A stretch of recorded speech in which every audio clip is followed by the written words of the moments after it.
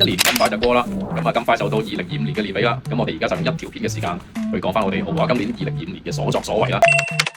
2025年對我哋最大嘅轉變咧，就係我哋開始帶好多唔同嘅客人去外啦，即係去搞好多活動啦。咁就冬天我哋就去露營行山，夏天咧就去跳島同埋浮潛。最難忘嘅活動咧就係如果夏天咧我哋係跳島啦，咁啊坐船咁啊去一日裏邊坐船去好多唔同地方，咁啊睇到好多香港唔同嘅地貌啦，即係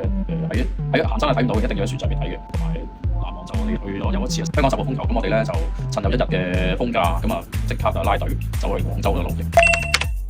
2025年最大挑戰啦，就而家好似我咁喺度拍緊嘢咯。咁啊，其實我係一個超 I 嘅人，我平時冇乜嘢講嘅，咁啊好中意獨處嘅，咁啊不過冇辦法啦，咁啊呢個時代嘅轉變，咁我都係要即係影下嘢啊，咁啊即係俾大家認識下，咁同埋即係做好多嗰啲直播啊、拍片啊咁樣，咁啊自己都努力咁樣去接受呢個挑戰嘅我都。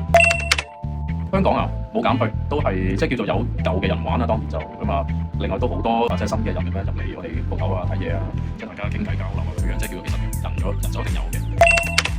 2026年嘅新搞作咧，就希望